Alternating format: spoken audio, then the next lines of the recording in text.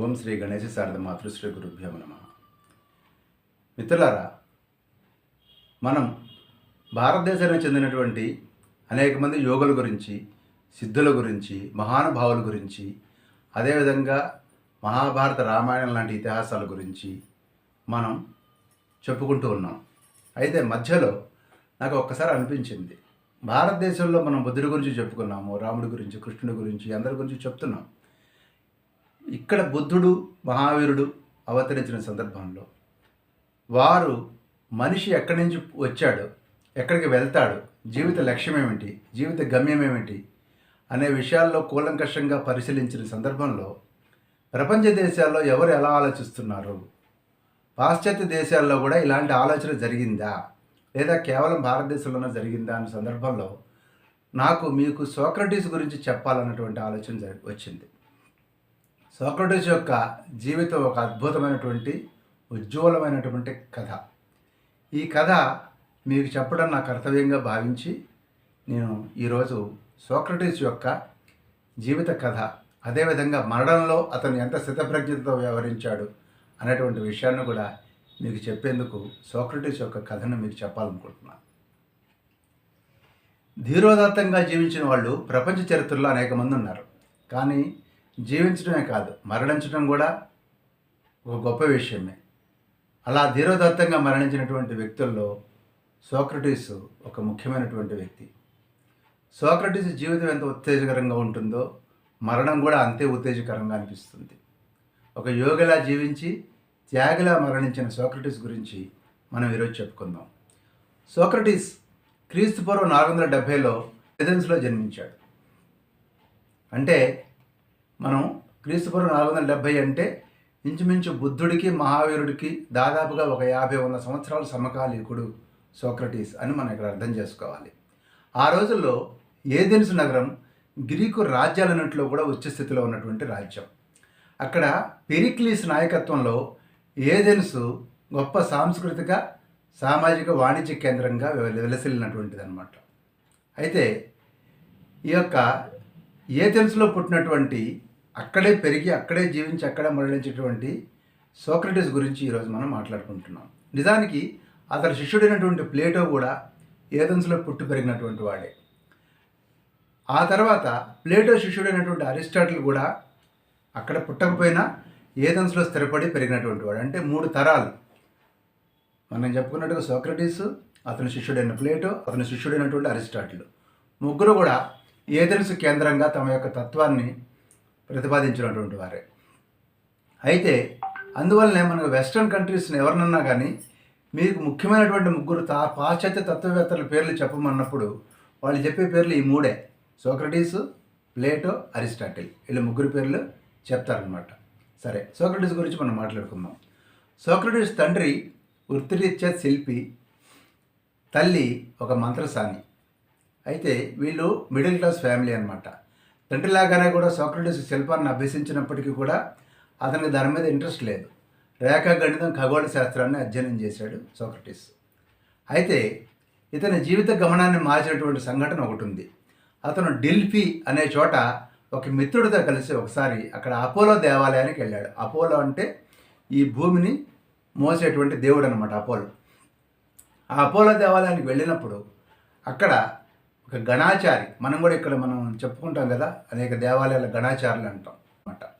ఆ విధంగా ఉపాసించేటువంటి గణాచారి అనేక ప్రశ్నలకు సమాధానం చెప్తారని చెప్పని అక్కడికి వెళ్ళాడు తన మిత్రుడితోటి. అప్పుడు గణాచారి, ఎవరు నువ్వు అని ప్రశ్నించింది సోక్రటీస్ని. అప్పుడు నేను సోక్రటీస్ను, నాకు తెలిసింది ఒక్కటే, నాకేమీ తెలియదని అన్నాడు. అప్పుడు సోక్రటీస్ పక్కన ఉన్నటువంటి మిత్రుడు ఆ గణాచారిని ప్రశ్నించాడు, ప్రపంచంలో మహాజ్ఞాని ఎవరు అంటే అప్పుడు సోక్రటీస్ని మించిన మహాజ్ఞాని లేడు అంది గణాచారి. అప్పుడు సోక్రటీస్ ఆశ్చర్యపోయాడు. తనకేమీ తెలియదనే విషయం తనకు తెలిసినందుకు తనని ప్రపంచంలో మహాజ్ఞానిగా వర్ణించిందా ఈ గణాచారి, లేక నిజంగానే తనే అందరికంటే తెలియలేనివాడా? ఈ సంశయం అతన్ని పట్టి పీడించింది. ఆ క్షణం నుంచి అతను తనకంటే జ్ఞానిని వెతికి పట్టుకోవాలనే పట్టుదలతోటి నిరంతర అన్వేషణ ప్రారంభించాడు.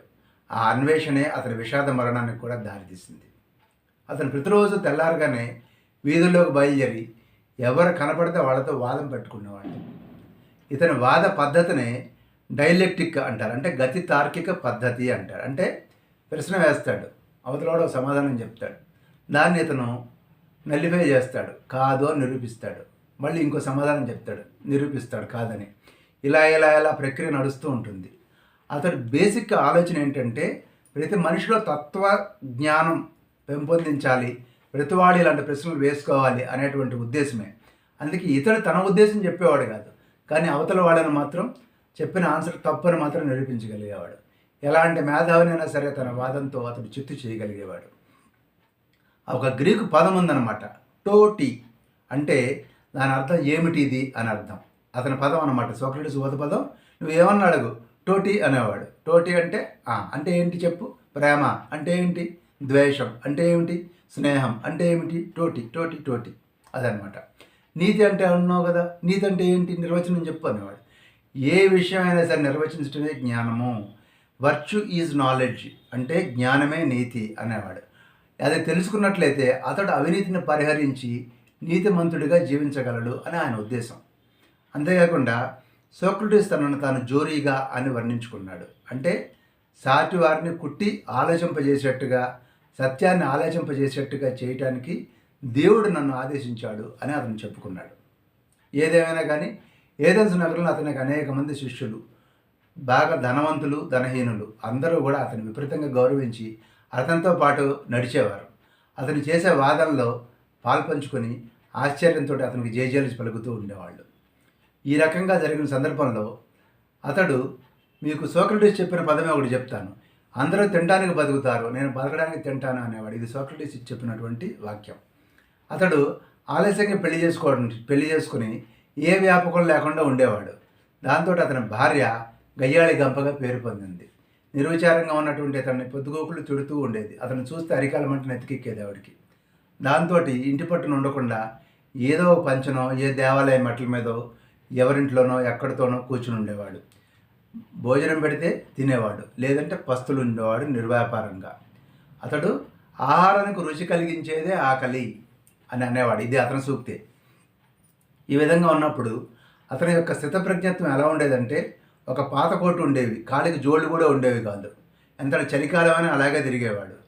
అతడు ఒకప్పుడు సైనికుడిగా యుద్ధాల్లో పాల్గొన్న సందర్భంలో కూడా అందరూ ఒళ్ళంతా స్వెట్టర్లు, దుప్పట్లో కప్పుకొని కూడా చలికి వణుకుతూ ఉన్న సందర్భంలో ఇతడు చిద్విలాసంగా మైళ్ళు ఆ కోటుతోటి చెప్పులు లేకుండా నడిచేవాడు. ఆయనకి అంతర్వాణి ప్రబోధం వినపడేదిట. అంటే అంతర్వాణి ఏమి చేయకూడదో చెప్పేది, అంతే తప్పితే అతను మంచి పని చేస్తుంటే ఎలాంటి అంతర్వాణి వినిపించేది కాదు. కానీ తప్పు చేస్తే మాత్రం అంతర్వాణి చెప్పేది, అలా చేయొద్దు అని. అప్పుడు ఎవరు చెప్పినా కానీ అతను ఎవరి మాట వినేవాడు కాదు. అంతేకాకుండా సోక్రటీస్ ధ్యాన సమాధిని పోలినటువంటి ఒక మైమరపులోకి వెళ్ళిపోతూ ఉండేవాడు. గంటల తరబడి స్థాణువులాగా ఉన్న చోట నిలబడిపోతూ ఉండేవాడు. ఇతడు ప్రేమ గురించి ఒక అద్భుతమైనటువంటి నిర్వచనం ఇచ్చాడు. ప్రేమ అంటే దివ్య సౌందర్యానుభూతి కోసం మానవాత్మ అరువులు చాచటం. ప్రేమికుడు సౌందర్యాన్ని దర్శించడమే కాక దాన్ని సృజించాలని, శాశ్వతీకరించాలని, భౌతిక దేహంలో అమరత్వ బీజాన్ని ప్రతిష్ఠించాలని తహతహలాడతాడు. అందుకనే స్త్రీ పురుషులు కూడా పరస్పరం ప్రేమించుకొని సంతానం కనాలని, వాళ్ళని ప్రేమించాలని అనుకుంటారు. వారికి అనేది కేవలం సంతానం మాత్రమే కాదు, నిరంతర సౌందర్యాన్వేషణలో తమ భాగస్వాములను, తమ వారసులను, అన్వేషకులను కంటారు. ఈ రకంగా అద్భుతమైనటువంటి నిర్వచనాలను కాంక్రీట్గా ఇచ్చేవాడు. అందరి నిర్వచనాలను కూడా పూర్వపక్షం చేసి తన యొక్క నిర్వచనాన్ని ఎస్టాబ్లిష్ చేయగలిగేవాడు సోక్రటీస్. సోక్రటీస్ తన భావాలు, తన తత్వచింతన, తన తాత్విక భావాలు స్వయంగా గ్రంథస్థం చేయలేదు. అతని శిష్యుడైనటువంటి ప్లేటో ఆ పని తర్వాత చేయడం జరిగింది. వాటిని డైలాగ్స్ అనే రూపంలో, అంటే సంభాషణలు, సంవాదాలు అనేటువంటి రూపంలో ఈ ప్లేటో వాటిని మనం అక్షరీకరించాడనమాట. సోక్రటీస్ జీవిత విశేషాలు తెలిపే వాటిల్లో కొన్ని ముఖ్యమైన డైలాగ్స్ ఏంటంటే సింపోజియం, అపాలజీ, క్రీటో, ఫీడో. ఈ ఫీడో అనేది ఈ యొక్క సోక్రటీస్ యొక్క మరణ సన్నివేశము. ఈ సన్నివేశం గొప్ప విషాదాంత కావ్యంలాగా కొనసాగుతుంది. సోక్రటీస్ యొక్క ధీరోదాత్వ వ్యక్తిత్వం ఇందులో మనకు కనపడుతుంది. ఈ యొక్క డైలాగ్స్లో ఇంకా ఉన్నాయి. రిపబ్లిక్ అనేటువంటి డైలాగు జగత్ ప్రసిద్ధమైనటువంటిది. అందులో సోక్రటీస్ చెప్పినట్లుగా ప్లేటో ఆదర్శ రాజ్య వ్యవస్థ ఎలా ఉండాలో కూడా వర్ణించడం జరిగింది. ఏది ఏమైనా కానీ సోక్రటీస్ యొక్క వాదంతో ఓడిపోయిన వాళ్ళందరూ కూడా అతని పట్ల ద్వేషం పెంచుకున్నారు. అంతేకాకుండా ఈ విధంగా జరిగిన కాలంలో అతడు ఏథెన్స్ పౌరులకు ఆరాధ్యులైనటువంటి ఒలింపియన్ దేవతలను కూడా విమర్శించేవాడు. దాంతో అతడికి నాస్తికుడు అనేటువంటి పేరు వచ్చింది. నిజానికి అతడు నాస్తికుడు కాదు, కాకపోతే ఒకటే దేవుడున్నాడని, ఆ ఆత్మ నాశనం లేనిది అని అతడు స్పష్టంగా విశ్వసించాడు. కాకపోతే పిచ్చి పిచ్చి మత విశ్వాసాలను మాత్రం అతను తీవ్రంగా ఖండించేవాడు. దాన్ని ఏథెన్స్ ప్రజలు సహించలేకపోయారు. అంతేకాకుండా అతడు అడిగే ప్రశ్నల్లో ఆనాటి రాజకీయ సాంఘిక మత విశ్వాసాల పునాదులు కదిలించి వేసేటువంటి ప్రశ్నలు వేసేవాడు. అందుట్లో ఆనాడున్నటువంటి ప్రజాస్వామ్య వ్యవస్థ గుంపు బలంపై ఆధారపడిన వ్యవస్థ కాబట్టి దానివల్ల మంది యొక్క అంటే మూక నిర్ణయాలు అమలవుతాయన్న భావంతో ఆనాటి ప్రజాస్వామ్యాన్ని కూడా అతను వ్యతిరేకించేవాడు. ఈ విధంగా జరిగిన సందర్భంలో ఈ ఏథెన్స్కు ప్రబల ప్రతిద్వంది అయినటువంటి స్పార్టాతోటి పెలోపొన్నీసియస్ యుద్ధం అనేది ఒకటి జరిగింది. ఆ జరిగిన సందర్భంలో ఏథెన్స్ యుద్ధంలో ఓడిపోయింది. ఇది క్రీస్తుపూర్వం 404లో జరిగింది. దాంతో ఈ ప్రజాస్వామ్య ప్రభుత్వం పోయి 30 మంది నిరంకుశుల ప్రభుత్వం అధికారంలోకి వచ్చింది. కానీ అది కూడా తిరిగి ప్రజల తిరుగుబాటుతోటి పతనమైపోయి మరో కొత్త ప్రజాస్వామ్య ప్రభుత్వం అధికారంలోకి రావడం జరిగింది. ఆ సందర్భంలో అధికారంలోకి వచ్చిన కొత్త ప్రభుత్వం తలకానొప్పి పుట్టించేటువంటి విరోధులందరినీ కూడా మట్టు పెట్టాలని నిర్ణయించిన సందర్భంలో సోక్రటీస్ ఆ యొక్క ప్రభుత్వం యొక్క కళ్ళలో పడ్డాడు. ఈ జోరేగను వదిలించుకోవాలని అటు ప్రజలు ప్రభుత్వం కూడా భావించిన సందర్భంలో ఒక రోజున క్రీస్తుపూర్వం 399లో సోక్రటీస్ యథాప్రకారం బజార్లోకి వచ్చాడు వాద ప్రతివాదాల కోసం ప్రజలతోటి. అప్పుడు అతని మీద ఒక ఆరోపణతోటి అతన్ని అరెస్ట్ చేయడం జరిగింది. సోక్రటీస్ నేరస్తుడు, మన నగరానికి ఆరాధ్యులైనటువంటి దేవతలను అతను నిరాకరించటం, కొత్త దేవతలను ఆరాధించడం నేరం కాబట్టి, మన యువతరాన్ని పాడు చేయటం మరో నేరం కాబట్టి ఇందుకు ఇతనికి శిక్ష మరణ శిక్ష అని అతన్ని ఖైదులో వేయడం జరిగింది. ఈ విధంగా అనిటస్ అనేటువంటి వ్యక్తి ఈ అభియోగాన్ని మోపాడు. అయితే ఈ సందర్భంలో 500 మంది న్యాయ నిర్ణేతలతో కూడినటువంటి న్యాయస్థానంలో 220 మంది అతను నిర్దోషి అంటే 280 మంది అతను దోషి, మరణదండన విధించాలని చెప్పడం జరిగింది. అప్పుడు ఇతనికి మరణశిక్ష ఖాయమైంది. అతను అన్నాడు, చాలా కొద్ది తేడాతోటే నాకు మరణదండన విధించారు, నిజానికి ఇంకా ఎక్కువ మంది నాకు వ్యతిరేకాలు అనుకున్నానే అన్నాడు సోక్రటీస్. ఆనాడు ఏథెన్స్ శాసనం ప్రకారం మరణదండన పొందినవాడు వేరే శిక్ష కోరుకోవచ్చు, కారాగార శిక్ష, దేశాంతర వాస శిక్ష కోరుకోవచ్చు. కానీ అతను లాంటిదేం కోరుకోకుండా ఇచ్ఛాపూర్వకంగా మరణాన్నే కోరుకున్నాడు. సోక్రటీస్ తను నిర్దోషిగా సమర్థించుకుంటూ చేసిన వాదాన్నే ప్లేటో అపాలజీ అనే డైలాగ్లో గ్రంథస్థం చేయడం జరిగింది. సోక్రటీస్ ఏమన్నాడంటే, మరణం మంచిదో చెడ్డదో నాకు తెలియదు, కానీ జరిమానా చెల్లించడం, కారాగారాన్ని, దేశ బహిష్కారాన్ని కోరుకోవడం నిస్సందేహంగా చెడ్డవి, నేను అది కోరుకోను అన్నాడు. ఇంకటి ఏమన్నాడంటే, నేను ఏథెన్స్లో పుట్టి పెరిగి జీవించిన వాడిని, మేమందరం కూడా సహచరులము, ఈ యొక్క ప్రజలందరితోటి నేను సహచరుణ్ణి, నా సంగతి మీకు, మీ సంగతి నాకు తెలుసు. అలాంటి సందర్భంలో ఎప్పుడు వాదించే నన్ను మీరే భరించలేకపోతే వేరే అన్య దేశానికి నేను వెళ్తే వాళ్ళు నన్ను ఎందుకు భరిస్తారు, వాళ్ళు మీలాగా నన్ను వెడలగొడతారు కదా, సరే నోరు మూసుకుని పడుండొచ్చు కదా అని అంటారేమో మీరు. అది నాకు నచ్చదు. సూక్ష్మ పరిశీలన చేయలేని జీవితం వృధా అయిపోతుంది, అందుకనే నేను వాదించకుండా ఉండలేను, అలాగని ఎక్కడికి ఈ యొక్క శిక్షను తప్పించుకునే ప్రయత్నం చెయ్యను అన్నాడు సోక్రటీస్. ఈ విధంగా దయాభిక్ష కోరుకోవటం కానీ ఏది కోరుకోలేదు. నేను మరణించడం కోసం ఎందుకు భయపడతాము, మరణశిక్ష తప్పించుకుంటూ శాశ్వతంగా జీవించవచ్చని మీరు అనుకుంటున్నారా అంటాడు. అంతేకాకుండా మృత్యువు గురించి సోక్రటీస్ ఒక అద్భుతమైనటువంటి నిర్వచనాన్ని ఇస్తాడు. మృత్యువు అంటే చైతన్య రహిత సునిశ్చిత నాకు కావాలి, లేదా మానవ ఆత్మ ఇహలోకం నుంచి పరలోకానికి పయనించటమైనా కావాలి, ఏదో ఒకటి కావాలి. చైతన్య రహిత స్థితే కనుక మృత్యువు అని అనుకుంటే అలాంటి సుషుప్తి ఎప్పుడో కానీ రాదు. సాధారణంగా కళలతో కూడినటువంటి కలత నిద్రలతోటి నిద్రపోయే రాత్రులు ఎక్కువ. ఇలాంటి సందర్భంలో మనం గాఢ సుషుప్తిని ఎవరన్నా కోరుకోవాలి. ఒకవేళ మృత్యువు అంటే తిరిగి మెలకువ అనే గాఢ సుషుప్తి అయితే అంతకంటే కోరదగింది ఏముంది. అలా కాకుండా పరలోకానికి పోవడమే చావు అనుకుంటే అక్కడ చాలా గొప్ప గొప్ప వాళ్ళు ఉంటారు, వెళ్ళి వాళ్ళతో చక్కగా అనంతంగా వాదిస్తూ గడపచ్చు. ఈ రకంగా చూసినప్పుడు కూడా మృత్యువు అనేది కోరదగిందే అన్నాడు సోక్రటీస్. ఇహ నిష్క్రమించవలసిన సమయం ఆసన్నమైంది, నేను మరణాభిముఖంగా, మీరు జీవితం వైపుగా. ఈ రెండిట్లో ఏది మంచిదో ఆ దేవుడికి తెలియాలి అని తన వాదన ముగించాడు సోక్రటీస్. సోక్రటీస్ ఒక నెల రోజుల పాటు వెయిట్ చేయాల్సి వచ్చింది. ఈ సందర్భంలో స్నేహితులు ఎంత బతిమిలాడినప్పటికీ కూడా వాళ్ళందరి యొక్క సలహాలను తిరస్కరించడం జరుగుతుంది. లంచాలు ఇవ్వటానికి లేదా దేశాంతర శిక్షను అనుభవించడానికి సోక్రటీస్ ఇష్టపడలేదు. నేను నా జీవితంలో కొన్ని సిద్ధాంతాలకు, నీతి నియమాలకు కట్టుబడి ఉన్నాను, వాటినే ప్రచారం చేశాను. వాటి కారణంగా నాకు మరణదండన విధించారు.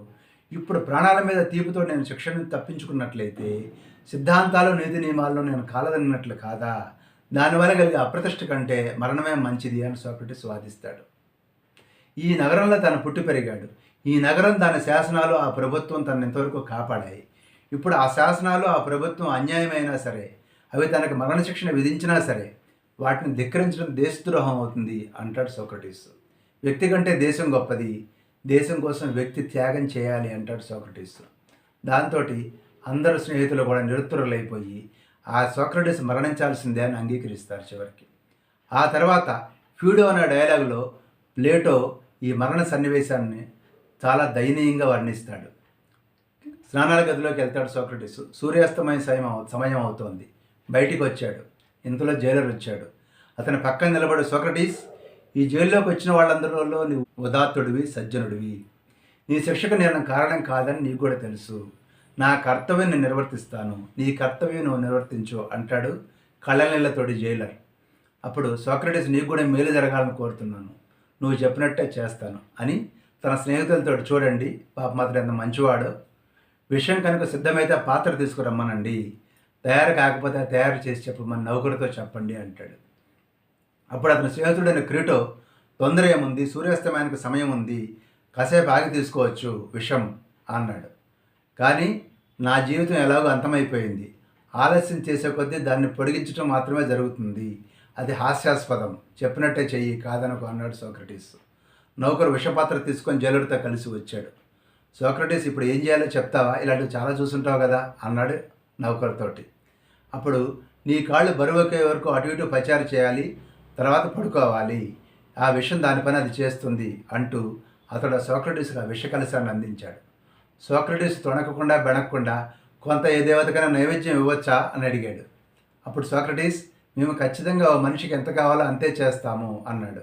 సరే, అలాగా అయితే నేను ఆ దేవతలను ప్రార్థిస్తాను, ఇక్కడి నుండి పరలోకానికి నా యాత్ర సుఖంగా జరిగేట్టు చేయవలసిందిగా కోరుకుంటాను, నా ప్రార్థన వారు మన్నిస్తారని ఆశిస్తున్నాను అంటూ నిర్భయంగా నవ్వుకుంటూ ఆ విషయాన్ని తాగటం జరిగింది. అందరూ కళ్ళనీళ్ళ పర్యంతం అయిపోయారు. అప్పుడు అందరూ కూడా, సోక్రటీస్ మాత్రం నిబ్బరంగా ఉండి తన మిత్రుడైనటువంటి క్రీటతోటి, ఎవరు ఏడిచేది, నేను అలా ఏడుస్తారని ఆడవాళ్ళందరినీ పంపించేశాను, మానవుడు అన్నవాడు నిశ్చల చిత్తుడే ప్రశాంతంగా మరణించాలని పెద్దలు చెప్పగా విన్నాను, అందుకనే ఎవరు ఏడవకండి, ధైర్యంగా ఉండండి అన్నాడు. దాంతో స్నేహితులందరూ కళ్ళనీళ్ళు ఆపుకున్నారు. అతను అటు ఇటు పచారులు చేశాడు, కాళ్ళు బరువెక్కాయి. అప్పుడు జైలర్ చెప్పినట్లుగా అతను వెలకలా పడుకున్నాడు. అతనికి విషం ఇచ్చినటువంటి వ్యక్తి ఉన్నట్టుండి అతని పాదాలకేసి కాళ్ళకేసి చూస్తున్నాడు. కొంతసేపు అయ్యాక కాళ్ళు నొక్కుతూ, నొప్పి తెలుస్తుందా అన్నాడు. లేదు అని సోక్రటీస్ సమాధానం చెప్పాడు. ఆ తర్వాత సోక్రటీస్ తన కాళ్ళు తనే నొక్కుంటూ, విషం గుండె వద్దకు చేరడంతో అంతా అయిపోతుంది అన్నాడు. అప్పటి వరకు అతని ముఖం కప్పుకుని ఉన్నాడు. ముసుగు తొలగించి ఆఖరిసారిగా ఇలా అన్నాడు, క్రీటో, నేను అప్పుడెప్పుడో నా ప్రాణాలు కాపాడిన ఎన్కీపిఎస్ దేవతకు ఒక కోడిపుంజు బాకీ ఉన్నాను, అది తీర్చేస్తావా అన్నాడు. అలాగే తీరుస్తాను, ఇంకేమైనా ఉందా చెప్పాల్సిందే అన్నాడు క్రీటో. దీనికి జవాబు రాలేదు. మరో నిమిషానికి కొద్దిగా కదిలినట్టు చప్పుడైంది. నౌకరు అతని ముఖంపై ముసుగు తొలగించాడు. కళ్ళు తెరుచున్నాయి. క్రీటో అతని కనురెప్పలో నోరు మూసేశాడు. మన స్నేహితుడు ఈ విధంగా అస్తమించాడు.